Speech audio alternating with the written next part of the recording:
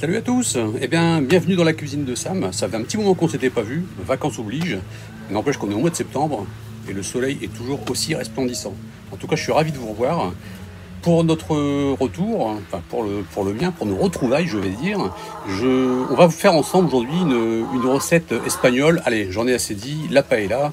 Donc celle-ci, elle est pour Sabine. Sabine, je te fais des gros coucous, puisqu'elle nous regarde depuis l'Andalousie. Je t'embrasse bien fort. On va faire donc la paella, la véritable paella espagnole, avec j'ai plein de bons ingrédients là, et notamment j'ai de la sèche qui a été ramenée par mon fiston qui est allé en mer il y a quelques temps, de la belle sèche de nos côtes, voilà, qui va très bien aller dans cette paella avec du poulet mariné, etc. Vous allez voir, on va faire quelque chose d'extraordinaire. En plus, l'avantage de la paella, c'est que c'est un plat qui se réchauffe facilement, et personnellement, moi, je le trouve encore meilleur quand il est réchauffé. Voilà, donc le temps de préparer tous les ingrédients et on se retrouve dans la cuisine. Allez, à tout de suite.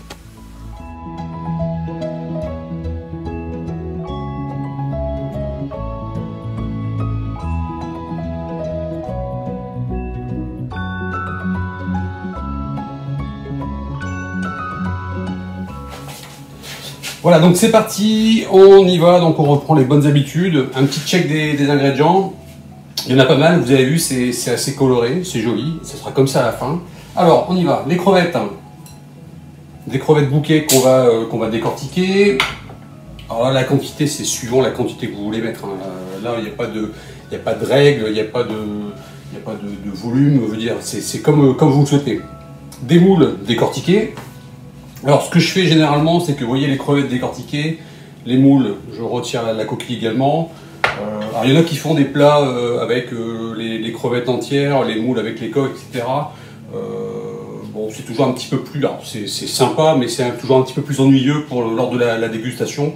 Là, tout va être prêt dans le plat, il n'y aura vraiment plus qu'à déguster, donc c'est quand même mieux. Au niveau du poulet, j'ai des petites ailes de poulet, ainsi que des pilons comme ceci qui sont marinés. Alors la marinade, j'aurais pu la faire moi-même, mais là pour le coup, vous savez que j'aime bien travailler avec les petits commerçants, les petits producteurs locaux, et là le poulet, ben, ça vient de la ferme du Bois-l'Abbé chez Xavier Sauvage. Voilà, un petit coup de pub pour lui, parce qu'il le mérite, il a des super produits. Au niveau des légumes, on a des poivrons, donc un poivron rouge, un poivron vert. On a 4 belles tomates, un citron, un oignon, 3 gousses d'ail, vous voyez, de cette taille-là à peu près, 3 gousses d'ail. Donc tous ces produits, ça vient cette fois-ci de chez Luc, je vous en parle régulièrement. Les vergers du haut au dernier sou à Boulogne-sur-Mer. Luc Ledet, vous pouvez y aller, pareil, des produits de qualité, vous pouvez y aller les yeux fermés. Ensuite, on a des petits pois, du chorizo, du riz. Alors là, il y a 500 g de riz long grain. Donc là, c'est vraiment spécifique pour la paella. Un petit peu d'huile d'olive. On va faire 1 litre de bouillon de poule. Donc là, j'ai les petits cubes qui vont bien. Un peu de safran. Donc là, j'ai l'équivalent de 2 petites capsules comme ceci. 2 sachets de riz or. Voilà, ça vous trouvez ça dans les grandes surfaces, hein, au rayon où il y a tout ce qui est bouillon de poule, etc. Donc ça c'est très important. Donc c'est à base, il y a déjà un peu de safran à l'intérieur, c'est pour ça qu'on en met moins au niveau des petites capsules. Donc du riz or, donc là il faut 2 sachets. Et enfin une petite touche de piment. Alors suivant le piment que vous avez, allez-y mollo. Moi je sais que celui-ci il est fort, c'est un piment que j'ai fait avec des piments qu'on a fait pousser dans le jardin ici. On les a fait sécher, on les a mixés, un petit peu d'aromates, mais ce sont vraiment des petits piments, vous savez, donc c'est quelque chose de très aromatique et très fort, donc là il faut vraiment y aller, sinon votre plat il va être ruiné, sauf si vous aimez manger vraiment très épicé. Voilà, et dernière chose, j'allais oublier, je vous en ai parlé en tout début de vidéo, la sèche, magnifique sèche, ici, vous voyez, que j'ai préparé, qui est là, et qui va trouver parfaitement sa place dans notre paella. Donc, les premières étapes, elles sont simples. On va décortiquer les crevettes.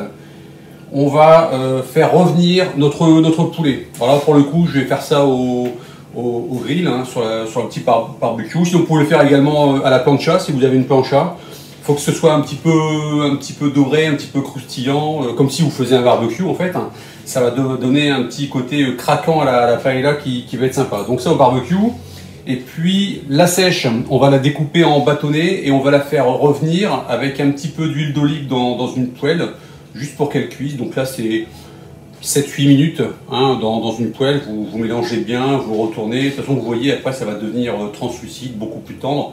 Et là ça sera prêt. Sachant que ça va recuire à nouveau avec le riz, avec la préparation. Donc on y va 7-8 minutes tranquillement.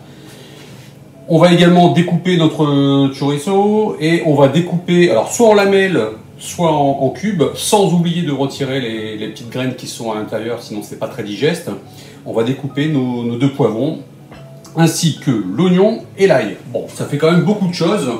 Je vous ferai un petit récapitulatif par écrit si vous voulez au niveau de la recette, mais c'est la préparation qui veut ça. Il y a beaucoup de choses à faire au départ et vous allez voir qu'une fois que tout est prêt, ça va aller très très vite. Voilà, donc on fait tout ça et on se retrouve juste après. Allez, à tout de suite.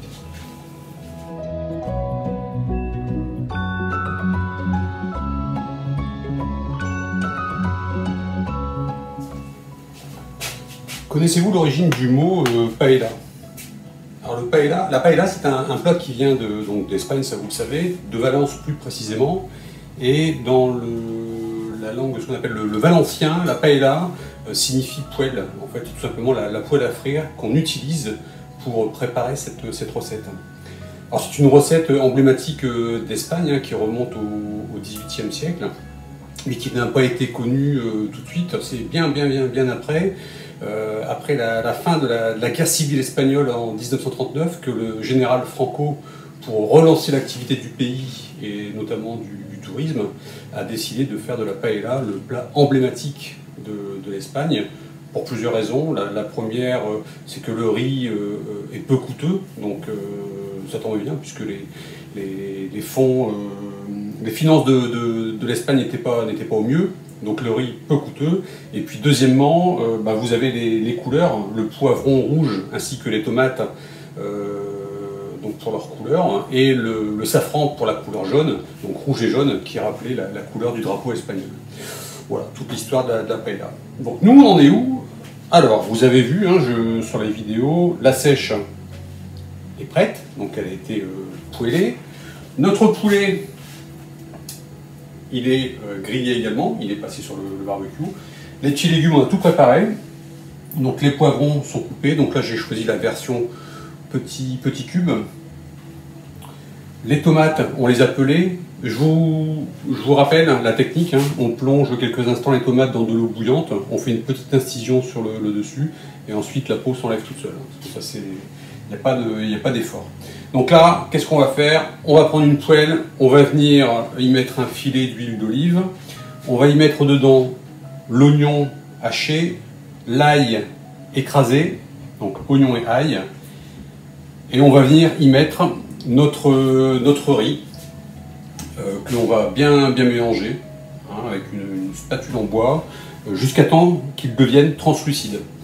Et une fois qu'il aura cette couleur transparente, on viendra y rajouter 1 ou 2 clous de girofle, du sel, du poivre, un peu de piment, je vous rappelle, pas trop, parce que sinon ça risque de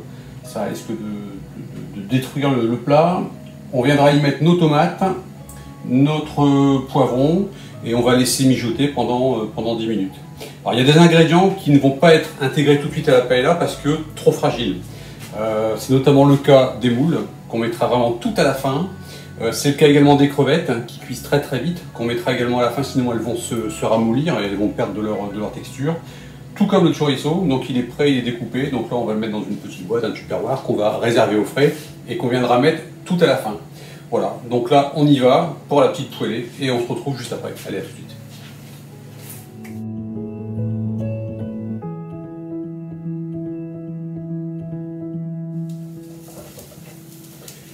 Voilà, le riz est maintenant bien translucide, on l'a bien mélangé avec l'oignon et l'ail revenu dans l'huile d'olive.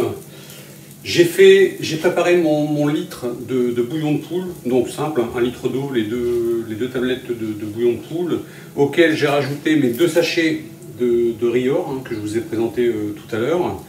Donc là maintenant dans le riz, on va venir y rajouter, avant que ça n'attache, les tomates et les poivrons. Ça va apporter un petit peu de jus, un petit peu de fraîcheur. Voilà, donc les tomates, les poivrons, on va venir tout de suite rajouter les petits pois. Donc là c'est pareil, au niveau de la quantité, il n'y a toujours pas de règle, hein, c'est vraiment comme vous souhaitez. Ensuite, 2 clous de girofle.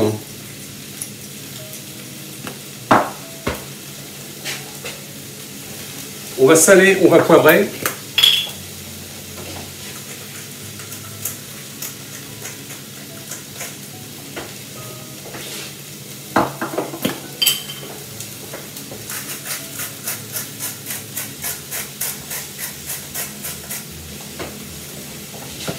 On va mettre un petit peu de piment.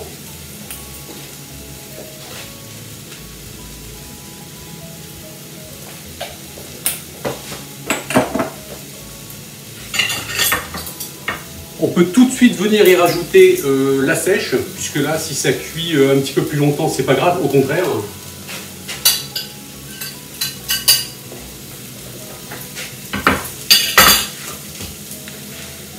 Le safran.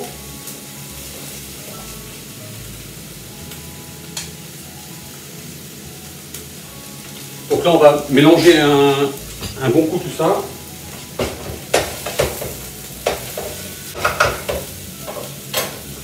Et on va venir recouvrir avec notre préparation de bouillon. Vous ne mettez pas tout, vous mettez à peu près les 3/4.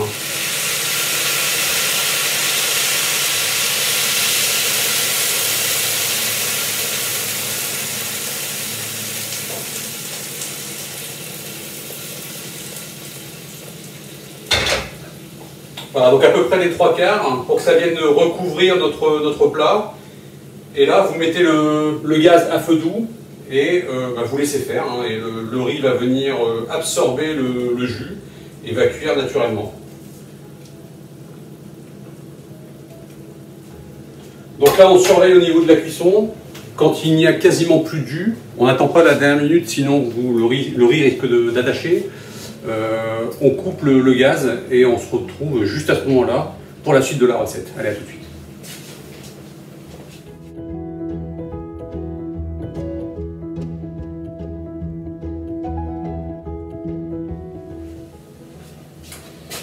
Alors avec quoi on va pouvoir accompagner cette paella?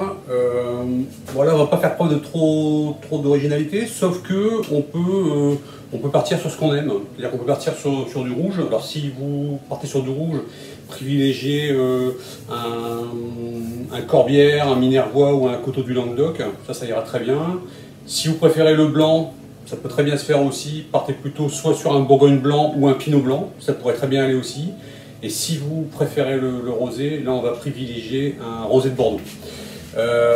Sinon pour la bière, eh ben, on ne change pas les habitudes, hein. J'ai mon petit filon. J'ai appelé Adrien de la brasserie Gobrecht qui m'a surtout dit que la paella étant un plat avec quand même pas mal de saveurs, pas mal d'épices qui sortent, il ne faut surtout pas partir sur une bière avec une teneur en alcool assez forte. Il faut vraiment partir sur une bière légère, une bière blonde et légère. Voilà, donc là il n'y a pas de recommandation particulière, mais partez sur une bière à entre 4 et 5 degrés maximum et privilégiez une blonde. Voilà, donc notre plat est presque terminé. Il y a une petite dernière étape. Donc ça je vais vous montrer. Le jus est quasiment absorbé, donc je vais récupérer notre poêlée. Donc vous versez votre préparation dans un plat allant au four. Comme ceci. Vous préchauffez votre four thermostat 7.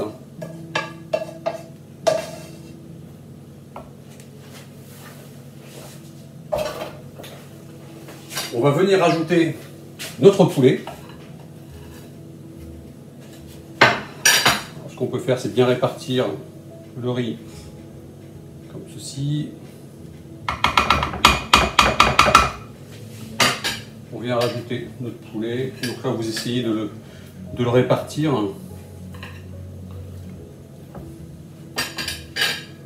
Voilà.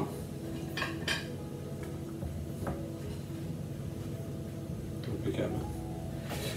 Voilà, au niveau de la taille, le plat est vraiment bien adapté, c'est super. Donc là, ensuite, je vous rappelle qu'il nous reste 3 ingrédients, mais qu'on va venir incorporer vraiment pas tout de suite encore à la fin, vraiment parce que ce sont vraiment des ingrédients très fragiles. Donc là, on va vraiment attendre. Tout de suite, on va venir ajouter un peu de jus de citron à notre préparation.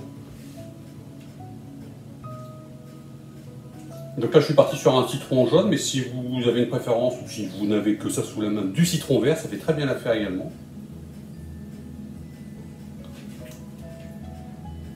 Comme ceci. Et quand votre four est chaud, avant de glisser votre plat dans le four, on va venir recouvrir le plat du reste de notre bouillon. Bouillon de poule avec le rior, voilà, comme ceci. Pour pas que ça attache et que le riz continue de cuire tranquillement. Voilà, donc le plat, on le met thermostat 7 au four pendant à peu près 15-20 minutes. On surveille malgré tout que le jus ne s'évapore pas trop vite. Si besoin, n'hésitez pas à refaire un peu de bouillon, c'est vite fait, hein, de l'eau, un cube, et puis c'est parti.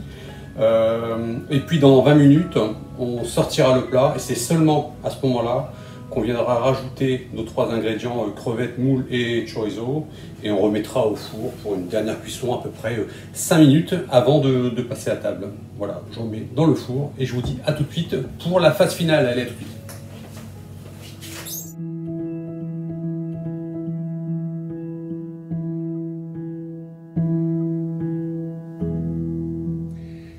Fin de la recette et fin de la journée également. Alors la paella, c'est un plat très simple à réaliser, très convivial. On passe de bons moments à table avec une paella. Et c'est un plat qui est un petit peu délaissé, alors que c'est un plat, personnellement, moi j'adore ce plat. Et on peut vraiment l'améliorer, l'agrémenter, le faire avec vraiment ce qu'on veut, ce qu'on a. Aujourd'hui, j'ai respecté un petit peu la tradition espagnole. Donc là, il ne reste plus que 5 minutes de cuisson au four. C'est à ce moment précis là que l'on sort le plat, que l'on vient rajouter les 3 ingrédients de dernière minute, c'est-à-dire les crevettes décortiquées, les moules décortiquées ainsi que le chorizo. Et on remet au four pour 5 minutes. Voilà, et après on peut passer à table. Au dernier moment, n'oubliez pas, vous pouvez remettre aussi un petit coup de jus de citron avant de passer à table. Un petit coup de fraîcheur, un petit coup de peps en plus sur le plat. Voilà, écoutez, moi je vous souhaite un excellent dimanche. Je vous donne rendez-vous dimanche prochain pour une nouvelle recette, sucrée, salée, je ne sais pas encore, on verra bien. Prenez bien soin de vous et à dimanche prochain. Ciao.